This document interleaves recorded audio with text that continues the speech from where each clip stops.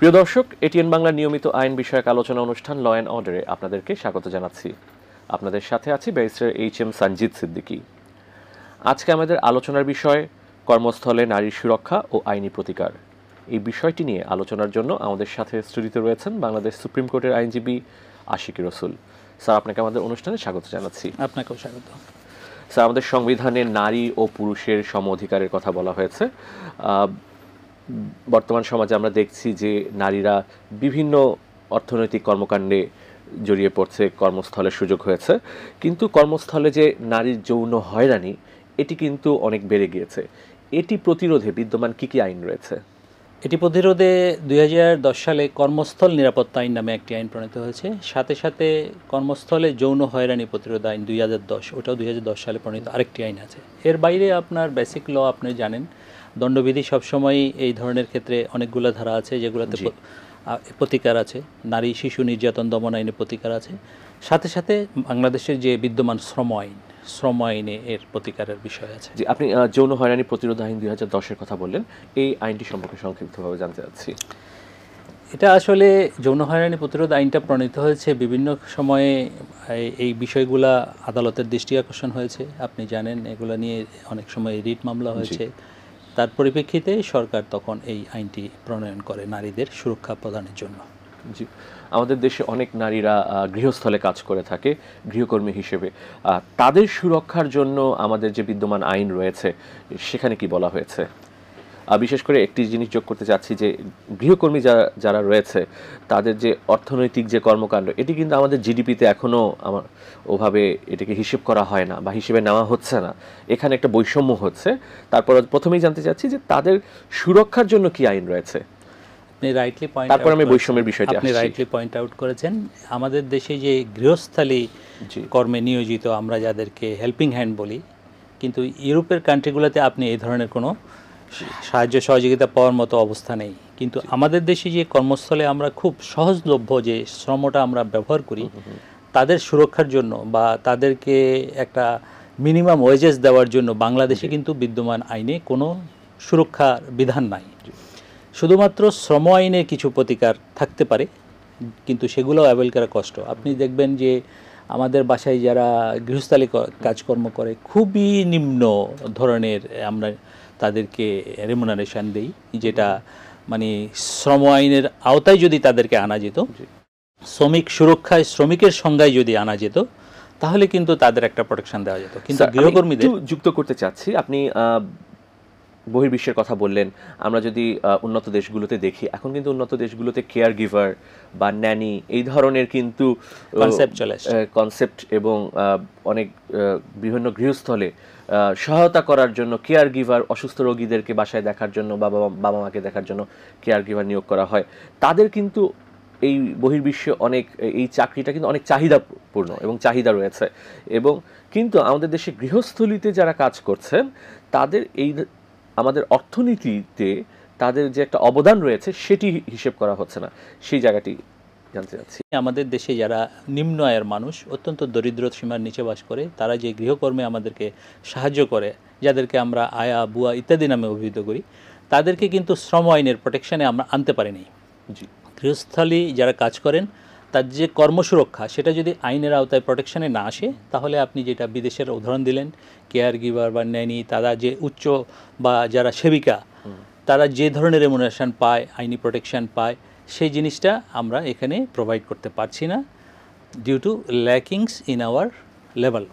Labour লতে তাদেরকে যদি আপনি শ্রমিক হিসাবে সংজ্ঞায়িত করে আপনি যদি চিহ্নিত করতে পারতেন, আমাদের শ্রম আইনের উন্নয়ন করতে পারতেন, শ্রম আইনে যে সমস্ত ফেডারেশনে যে তাদের পক্ষে কথা বলার জন্য যদি ভয়েস রেজ করার জন্য যদি ব্যবস্থা নিতে পারতেন, এবং একটা নির্দিষ্ট ন্যূনতম আয়, মিনিমাম ওয়েজেস, যেটা আমরা গার্মেন্টস শ্রমিকদের ক্ষেত্রে দেখি যে তারা তাদের আন্দোলন করেছে যে 12,000 টাকা আন্দোলনের প্রেক্ষিতে এখন একটা লিমিটে আসছে, বা 15,000 টাকা যে বৃদ্ধি হয়েছে, সেই ধরনের কোনো ঐক্যবদ্ধ প্রচেষ্টা গৃহস্থালী যারা কাজ করেন তাদের যেহেতু কোনো অ্যাসোসিয়েশন নাই, তাদের যেহেতু কোনো সংগঠন নাই, বা তারা যেহেতু বাংলাদেশের শ্রম আইনে শ্রমিক হিসাবে চিহ্নিত না, সেক্ষেত্রে তারা ডেপ্রাইভড। আমাদের দেশে গৃহকর্মীর সংখ্যা কয়েক লাখ অবশ্যই হবে। এবং বিশেষ করে আমরা যদি এখানে দেখে থাকি যে যারা গৃহস্থলে কাজ করে তাদের অনেকের বয়স কিন্তু 18-র নিচে হয়ে থাকে। এখানে কিন্তু আমাদের শ্রম আইনে শিশু শ্রমের উপর একটা বিধিনিষেধ রয়েছে, কিন্তু এটির জন্য কেন প্রযোজ্য হচ্ছে না গৃহকর্মীদের জন্য? যেহেতু আপনি এদেরকে শ্রমিক হিসেবে কোনো স্বীকৃতিই দেন নাই, শ্রম আইনে এদের শ্রমটাকে আপনি স্বীকৃতি দেন নাই। কিন্তু আমাদের দেশের চাইল্ড লেবার তো প্রহিবিটেড। এটা তো আইন তো আমরা পুঁথিগত আইন তো প্রচুর দেখি, তাই না? আইনের প্রয়োগ যারা করেন সেটা দেখতে হবে আমাদের। আমরা জেনে শুনে কিন্তু আমরা সবাই, আপনি জিনিসটা যদি ওভারঅল দেখেন, আমাদের সামাজিক বাস্তবতায় দেখেন, হয়তো দেখা যাবে আপনার বাসাতেও শিশু শ্রম আছে, আমার বাসাতেও থাকতে পারে। কারণ আমরা সবাই জানি 18 বছরের নিচে শিশুদের শ্রমিক হিসেবে ব্যবহার করার কোনো শ্রম আইনে এটা নিষেধাজ্ঞা আছে। কিন্তু যেহেতু আমি বললাম গৃহস্থলী কর্মের ক্ষেত্রে শ্রমিকের সংজ্ঞায় এই কর্মটাই, যারা এই কাজটা করেন সেটা শিশু হতে পারে, মহিলা হতে পারে, তাদের 14 বছরের নিচে কাউকে নিয়োগ দেওয়া যাবে না, উচিত নয়, আইনি নিষেধ আছে। কিন্তু বাস্তবে সেটা মানা হয় না। এবং আপনার দেখবেন যে অধিকাংশ গৃহে, বিশেষ করে শহরে বড় বড় যারা কমিউনিটিতে বাস করেন, সেখানে এই শিশু শ্রমটা অধিক।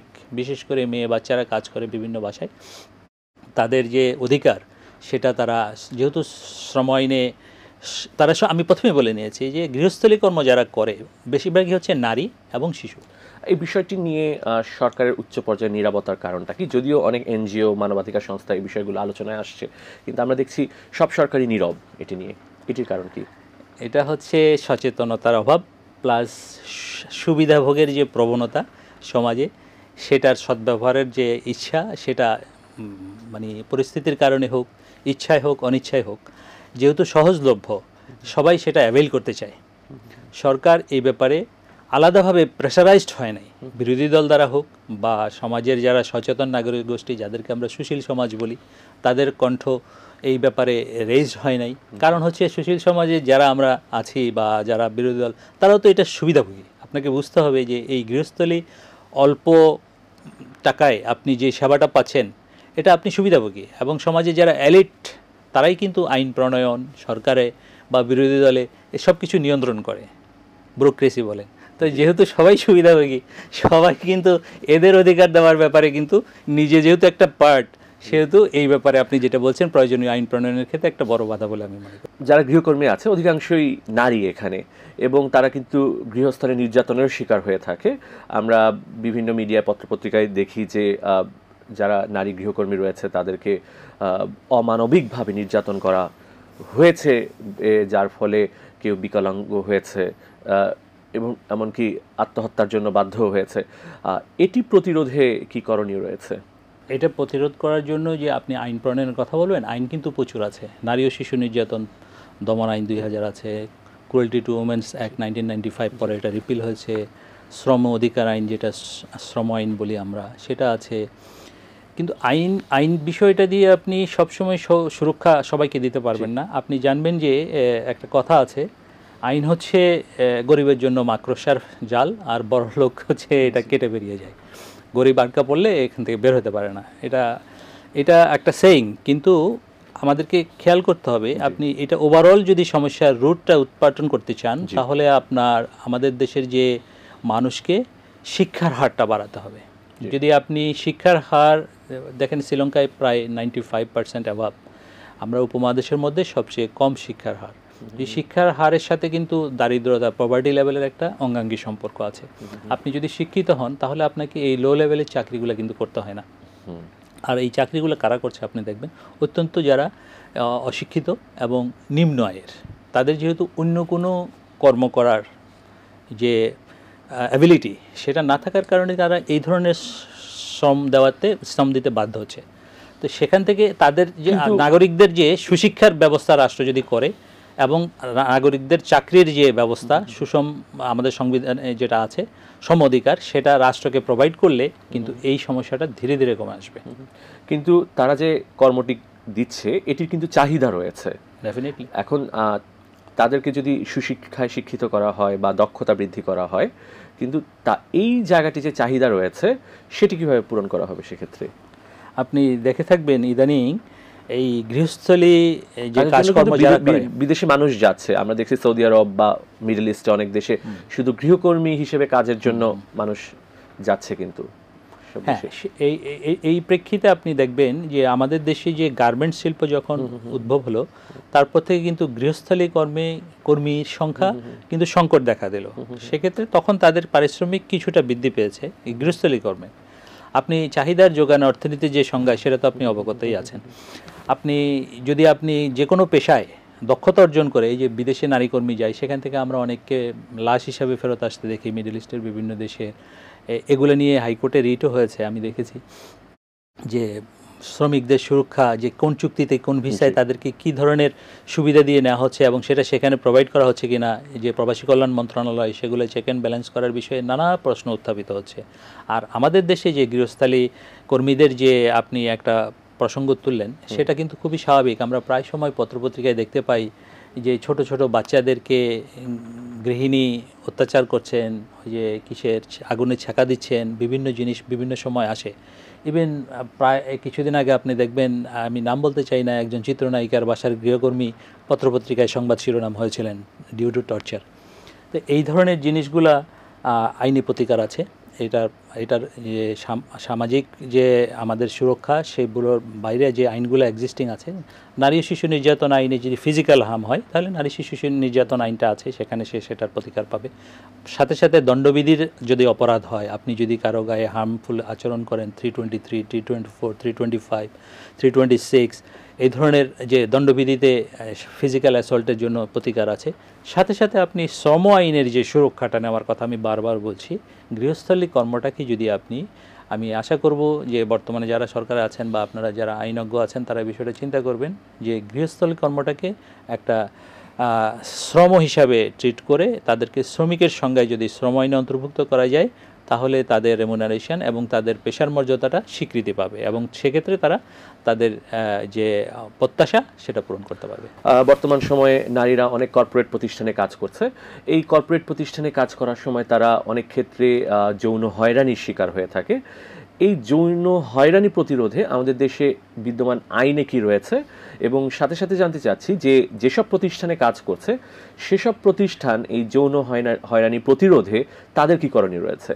আইন তো 2000 সাল থেকেই আছে, নারী ও শিশু নির্যাতন দমন আইন, এটা হচ্ছে আমাদের প্যারেন্ট ল। এর বাইরে এই ধরনের প্রবলেম উদ্ভব হওয়ার কারণে কর্মক্ষেত্রে নারীর সেক্সুয়াল হ্যারাসমেন্টের জন্য যৌন হয়রানি প্রতিরোধ আইন 2010 নামে একটা আইন প্রণয়ন করা হয়েছে। আর কর্পোরেট নারীদের ক্ষেত্রে ধরেন, ওনারা তো শিক্ষিত মানুষ, ওনারা সচেতন, কিন্তু কর্পোরেট বডি যারা আছে তাদের অনেকগুলো দায়িত্ব আছে এবং তারা এই কর্পোরেট নারীদের যৌন হয়রানি অভিযোগ উঠলে তারা যার বিরুদ্ধে উঠবে তাদের কর্মীকে তারা বরখাস্ত করতে পারেন। তাদের বিরুদ্ধে ওই যিনি ভিকটিম নারী, তিনি নারী শিশু নির্যাতন দমন আইন বা যৌন হয়রানি প্রতিরোধ আইনের অধীনে ব্যবস্থা নিতে পারেন। আর কর্পোরেট নারীদের ক্ষেত্রে এই নারীদের সুরক্ষার জন্য আরও যেটা আছে, মাতৃত্বকালীন ছুটি, যেটা 6 মাস করা হয়েছে। এই ধরনের প্রোটেকশন বিভিন্নভাবে দেওয়ার ব্যবস্থা আছে। জি, আমরা অনেক ক্ষেত্রেই দেখে থাকি যে এই কর্পোরেট কালচারে আমাদের যে যৌন হয়রানি হয়ে থাকে, এটি অনেক ক্ষেত্রে নারীরা আইনি প্রতিকার চেতে হয় বা সংকোচ বোধ করে। এটির অনেক ক্ষেত্রে বিষয়টি থাকে যে হয়তোবা আমি আমার যে সুপারভাইজার আছে তার কাছে যদি বলি, সেক্ষেত্রে তার চাকরি হারানোর একটা সুযোগ থাকে, বা হয়তোবা তার সরাসরি তার যে সুপারভাইজার বা ম্যানেজার তিনি এই কাজটি করছেন, সেক্ষেত্রে নারীদের কি করণীয় রয়েছে? যদি উনি ওনার প্রোটেকশন চান, তাহলে অবশ্যই প্রতিকার তো আইনে আছে। না, আমাদের সাইবার ল আছে, ডিজিটাল নিরাপত্তা আইন আছে, সেক্ষেত্রেও তো প্রতিকার পাওয়ার সুযোগ রয়েছে। ওনাকে সাহসী হতে হবে, ওনার অধিকার রক্ষার জন্য, ওনার ন্যায্য অধিকার উনি আদায় করার জন্য যে কোনো পদক্ষেপ ওনাকে কিন্তু আইন দিয়েছে। আপনি সাইবার সুরক্ষা আইনের কথা বলেছেন, সাথে নারী শিশু নির্যাতন দমন আইন আছে, সেক্সুয়াল হ্যারাসমেন্ট আইন 2010 যেটা আছে।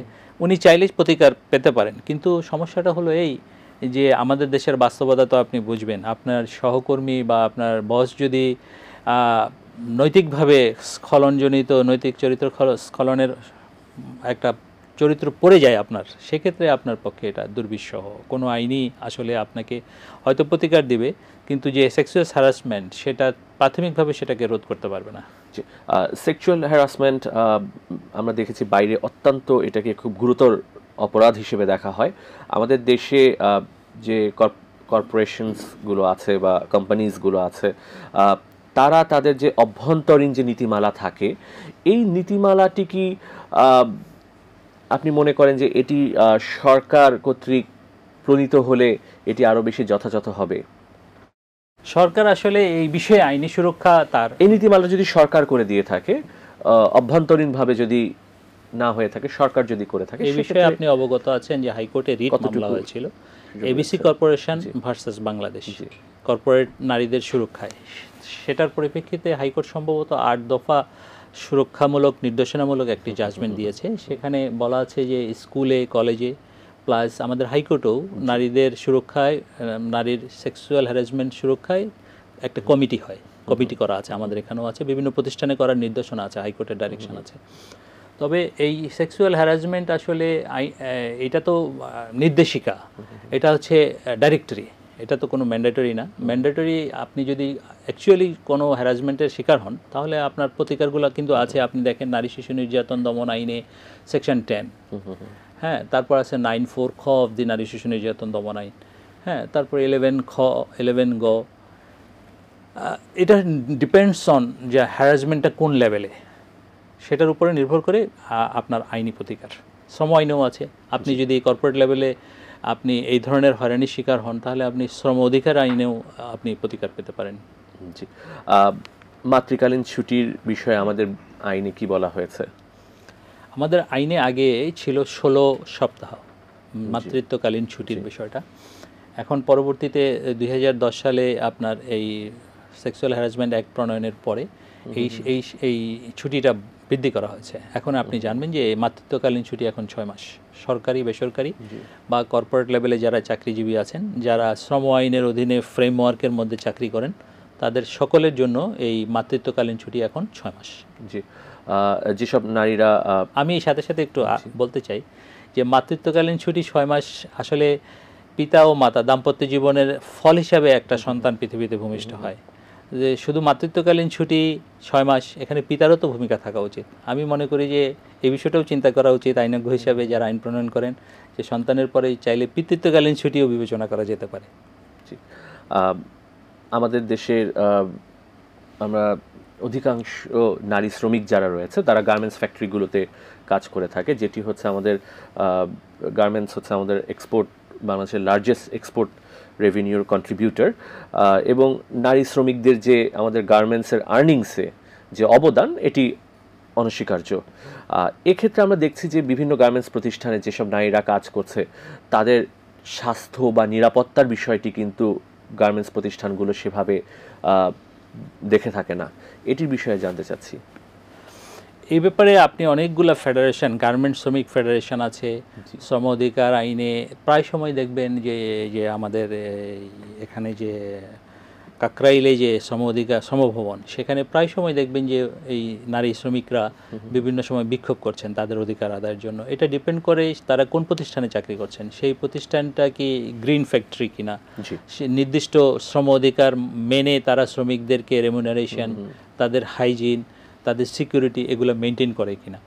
এগুলো নির্ভর করছে আপনার এই গার্মেন্টস যারা পরিচালনা করেন তারা শ্রমিকদেরকে কিভাবে ট্রিট করছেন। কেউ কেউ ভালো বেতন দিচ্ছেন, হাইজেন মেনটেন করছেন, তাদেরকে একবেলা খাবার দিচ্ছেন, কিন্তু আবার কেউ কেউ খুব কম পারিশ্রমিকে তাদেরকে দিয়ে যত বেশি সংখ্যক ডাবল শিফটে কাজ করিয়ে নেওয়ার অভিযোগও পাওয়া যায়। তো এটা ডিপেন্ড করে আপনার মালিক শ্রমিক সম্পর্কের উপরে। জি, আমরা সবসময় নারী অধিকারের কথা বলে থাকি, তাদের সম অধিকারের কথা বলে থাকি, কিন্তু আমাদের বর্তমান সমাজে নারীদের যে কর্মস্থলে প্রবেশের ক্ষেত্রে হোক বা চাকরিতে সমান সুযোগের বেলায় হোক, একটি বৈষম্য কিন্তু বিদ্যমান রয়েছে। যদিও বৈষম্যটি আমরা অনেক ক্ষেত্রে স্বীকার করি না, কিন্তু এখানে একটি চাকরিতে প্রবেশে হোক বা চাকরিতে সুযোগ সুবিধার ক্ষেত্রে হোক বৈষম্য কাজ করছে। এটি নিরসনে কি কি উদ্যোগ গ্রহণ করা যেতে পারে বলে আপনি মনে করেন? আপনি জানেন যে আমাদের গণপ্রজাতন্ত্রী বাংলাদেশের সংবিধান বিশ্বের অন্যতম একটা ভালো সংবিধান। সেখানে অনগ্রসর জনগোষ্ঠীর বিবেচনায় কোটা প্রথা ছিল, নারীদের জন্য 5%, ওই যে আদিবাসীদের জন্য 5% এবং জেলা কোটা ছিল। যে 2024 সালের যে 36শে জুলাই যেটা আমরা বলি যে বৈষম্য বিরোধী কোটা বিরোধী আন্দোলন যেটা হলো, তার প্রেক্ষিতে তো সকল কোটাই আমাদের এখন নাই। কিন্তু কোটা রাখার কিছু প্রয়োজনীয়তা আছে, কারণ নারীরা তো আমাদের যদি প্রয়োজনই না থাকতো তাহলে 300 সংসদ সদস্যের জায়গায় আমরা 30 জন নারী সাংসদ কোটা কেন রেখেছি? এই ধরনের যারা সমাজে পিছিয়ে পড়া জনগোষ্ঠী, আমি বলবো নারীরা এখনও আমাদের দেশে পিছিয়ে পড়া পুরুষদের তুলনায়, সেটা শারীরিকভাবে হোক, আপনার অর্থনৈতিকভাবে হোক, এবং শিক্ষার ক্ষেত্রে বিশেষভাবে শিক্ষার ক্ষেত্রে। যতই সম অধিকারের কথা বলি বা নারীদেরকে কর্মস্থলে সমান সুযোগের ব্যবস্থা করি, কিন্তু যেটি হয় যে একজন নারী দিন শেষে রাতের বেলা যখন বাসায় ফিরে, তার যে বাসায় ফেরার সময় যে তার নিরাপত্তা, এটি কিন্তু তিনি যেখানে কাজ করছেন তারা সেটি প্রদান করবেন না। আপনি তো যে প্রশ্ন করছেন সেটা তো আমাদের সকলের উপরেই পড়ে।